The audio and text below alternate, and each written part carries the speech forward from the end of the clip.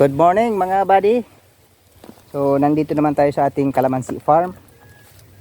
So bisita naman tayo. So makikita natin. Yan. Yan sila. So ang activity natin ngayon ay magtatanim tayo ng kamuti. So mayroon tayong isang bahagi na nilinisan at nakakuha tayo ng pantanim. So magtatanim tayo ngayon ng kamuti. So para walang sayang sa lupa habang naghihintay tayo na mamunga itong ating mga kalamansi, so magtatanim din tayo. So yan, ipakita ko muna itong ating kalamansi. So yan, may mga supling na siya. So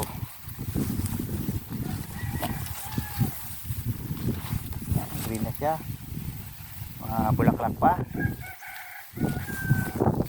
So ito yung pinagkakabisihan natin ngayon mga buddy. Yan, maliit.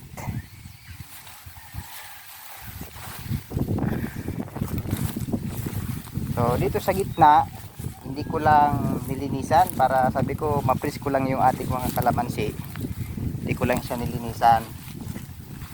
So pag na-observe ko kasi pag sobrang linis, walang damo, so parang ang init tingnan. So ang importante yung palibot nitong kalamansi, so wala siyang damo. Yan. Yan, may mga bagong branches na tumubo. Kita natin. So yan.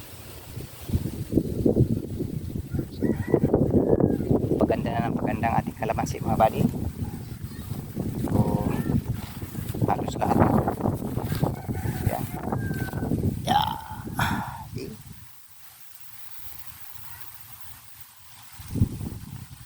Bago. Dami ng tumubo na bagong sanga itong ating kalamansi. So tiyaga lang talaga. So wag mo lang talagang isipin muna yung pagod, yung gastos, kasi darating ang time mag-harvest din tayo. May mga namatay din na kalamansi, so papalitan natin yon. Papalitan natin ng bago. Tayong maghinayang. Ang importante, nakita natin na dito sa lupa natin may mabubuhay na kalamansi. Talagang may mga pagkakataon na hindi maiwasan na may mamatay na kalamansi. So yun, palitan natin. Yan mga buddy, may mga tubo dito sa yung hindi natin yung tinatawag na rootstock. So may tubo siyang sanga. So tanggalin din natin yun buddy. So sa susunod na video, pakita ko sa inyo yung malinaw na paraan ng pagtanggal ng mga branches na kailangan tanggalin.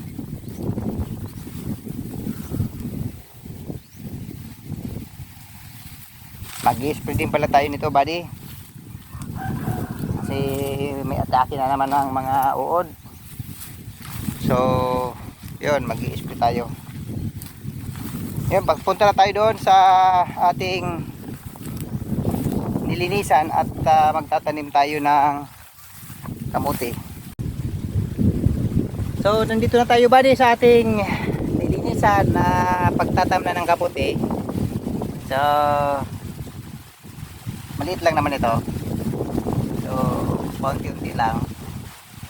Kasi yung ating pangtanim na kamuti ay kaunti natin. Sa kalahating sako lang naman ito mga buddy. So ito yon.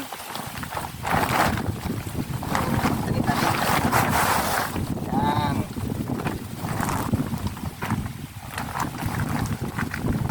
Mga pula itong kamuti. So itatanim natin. Yun. Meron na tayong nalinisan. Oh, yan. Konti pa lang naman yan. Ano lang naman? Pang personal na konsumo na kamote. At least aside doon sa okra, kasi nagtanim din tayo ng okra. So mayroon din tayong kamote. So habang maliliit pa itong ating kalamansi, so taniman natin ng ibang gulay. Okay buddy, tanim tayo. So unahin natin dito sa ating mga hinukay.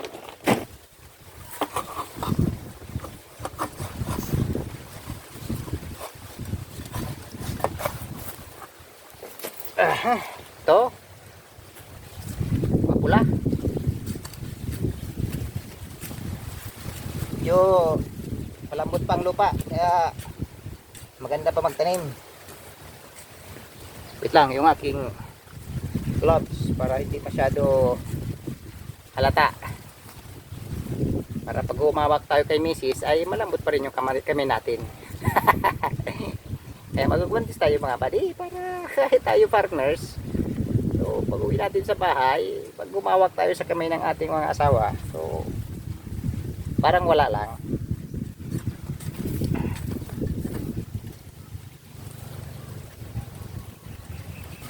Parang kumakain din ng kamote. Yeah. Tabi muna natin dito. Madami din itong tanim ko. So siguro kung hindi ko maubos ngayon, di sa sunod di man to mabubulok agad-agad. So kasi ito pwedeng nila araruhin kasi baka maano yung kalamansi natin, magalaw yung mga ugat. So kaya mano-mano na lang yung paghukay natin.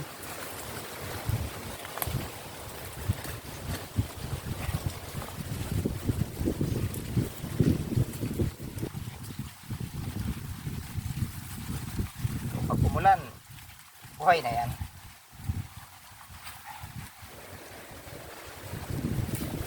Para meron tayong hihintayin. So isda na lang ang kulang nito. Kung may isda na, yan.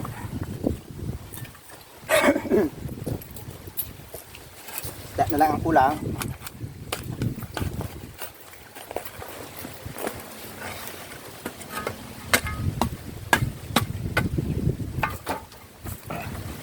Tiyaga lang talaga buddy. So wag lang talaga tayong magtinamad. Pag may bakanting lupa, tanim tayo. Para lagi tayong may hinihintay. Ito yung siguradong hinihintay na mayroon kang mapapala. Naghihintay nga tayo doon sa wala. Dito pa, ano buddy?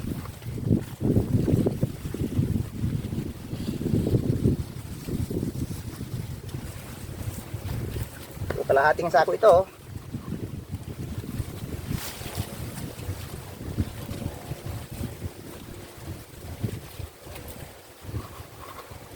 Ang laki ng ahas nakita ko kanina.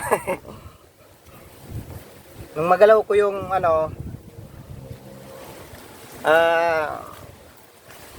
ito yung dahon, nawala na. So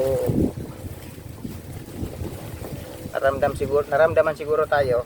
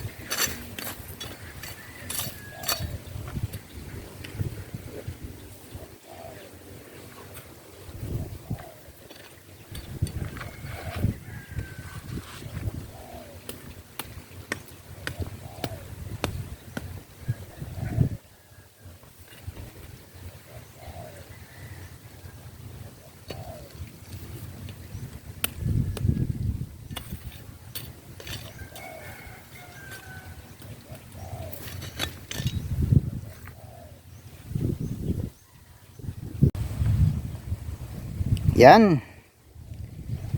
Tapos na tayo. Mission accomplished na naman yung ating activity ngayon. Yan. Hintay na naman. So, ang sunod nito ay harvest na. Pwede nang panglagay sa sinabawan na isda. So, yun lang mga buddy, ang aking video ngayon. Kaunti lang naman yan. So, doon sa dulo, lilinisan natin yan. So, dito na tayo kukuha ang pang tanim. Yun. So, subukan natin taniman lahat yan. Paunti-unti lang. So, mag-harvest din tayo nitong okra. So, tapos na tayo. Bago tayo umuwi, mag-harvest tayo nitong okra. Pwede na ang mga okra. Malalaki na din naman. Yan. Pwede na ito. Pang laga-laga na ito.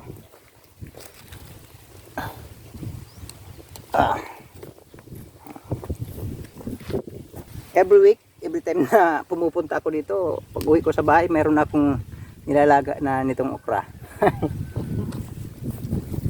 1 week lang.